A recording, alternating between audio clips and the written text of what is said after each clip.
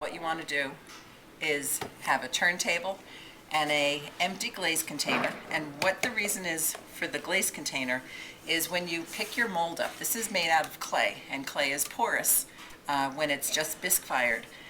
And when I'm going to drape my clay over it, I want to make sure that it has some place to drape past it, because if it was only on the table, it would only drape, and then it really wouldn't hug and touch. It would very closely, and it would just go right onto the table. So by lifting it up, it gives you the ability to really make sure that the clay hugs the mold. So now I'm ready to drape the clay on the mold. So laying it over, I immediately see that I have extra clay here. And so what I'm going to do is cut that away, because that will get in the way of making this be able to hug the mold itself. So all extra clay should be cut away.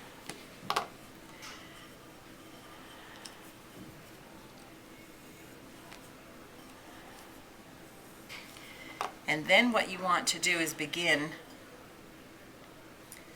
to allow the clay to form on the mold. And so what I'm going to do is, starting from the top, just gently press that clay down till it nicely hugs the entire mold.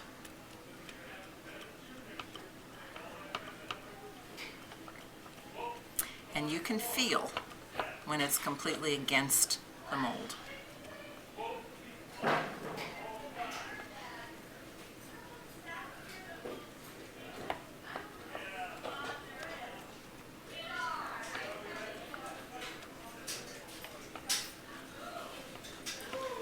Once that does that, then the base of the mold gives you a perfect place to then cut it off. And so with the X-Acto knife, I'm putting the X-Acto knife underneath and turning it around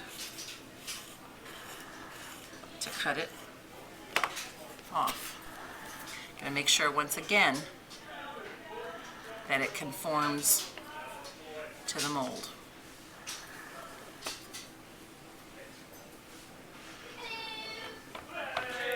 Now I have a little spot here that didn't quite make it, and how it's an easy way to cut something off and make sure it's straight is I first make sure that the container, the glaze container, is on the center of the turntable, because I want that to be nice and even.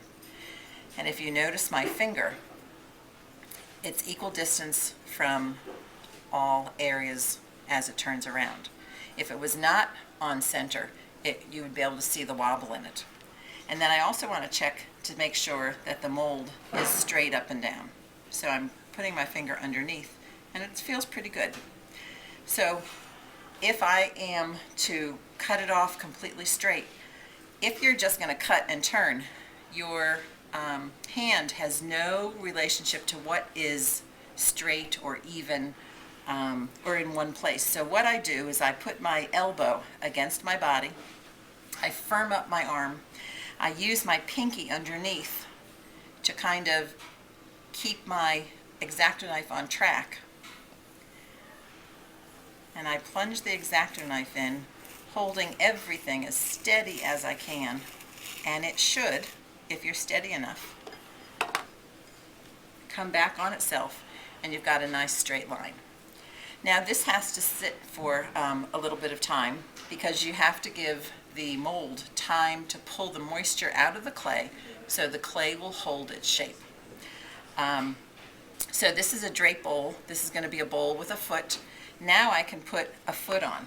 Now to do a foot, there's many different ways to be able to do that.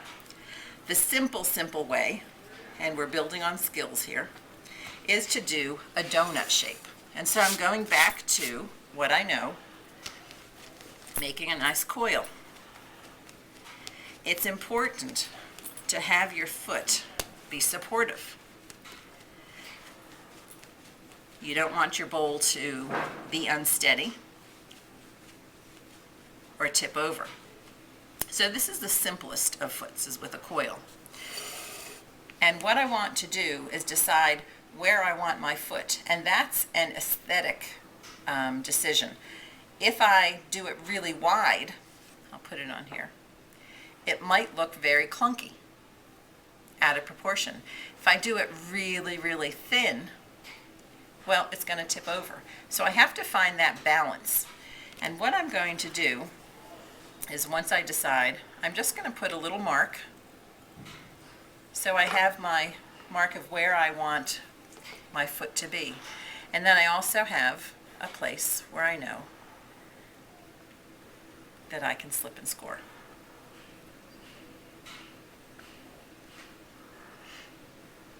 And then from there, I can put my foot on.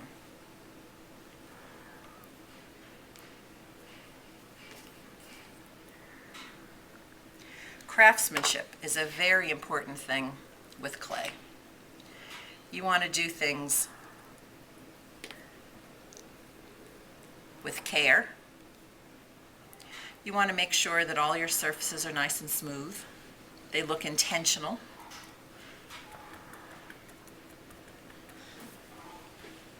And I want to make sure that that sticks well there.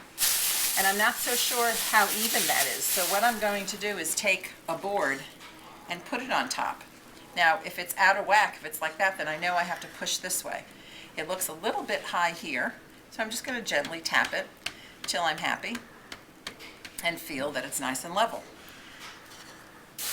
I'm also, I could do something with like attaching it here. But what's important about a foot is this is where the bowl is going to sit. And you don't want anything in the middle, because what can happen is, if you have a solid base, first of all, it's solid and heavy, but if you have a solid base and you turn it upside down, that clay could begin to dry like this, and then the piece is going to rock. If you have it donut-ish, then the bowl is going to sit on the rim and be sturdy and steady. So I'm going to put this aside. You know what I can do also? I'm going to, as a design element, I'm going to go all the way around and give it some sort of decoration, because I just don't go for plain bowls. As an artist, you have a voice and you can do something creative. So that's going to be, and I know that that's really, really well attached. So now I can let it dry a little bit more, and when I take it off the mold, I want it to be able to hold its shape. So I'm going to let it set for a while. Once this has sat on the mold for a while, you'll notice that if you pick it up, it holds its shape. So when it's leather hard and it's held its shape nicely, you can turn it over. And now we have to address the rim. And so just like anything else, we're going to smooth that down. I'm first taking the sponge, but I really like that chamois. If you do the chamois, if you chamois something too soon and it's not stiff enough, what's going to happen is it's going to start to lose its shape. So it's really all about timing and understanding what your clay can do and when it's time to do each step. This is even a little bit on the soft side. I can feel it still moving around, but I'm being really careful.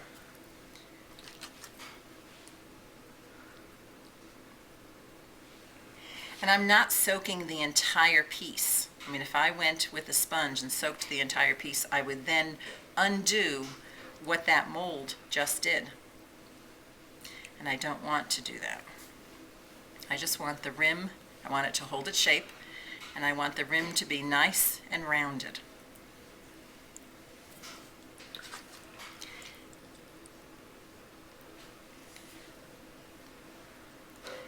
That's attention to craftsmanship.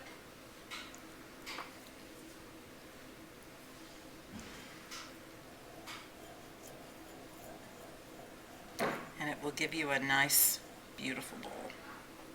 I'm going to now come back in here with a sponge that's all wrung out. I'm going to take that extra water away because I want that to just be a nice shape. Okay, so once you've got it at this point,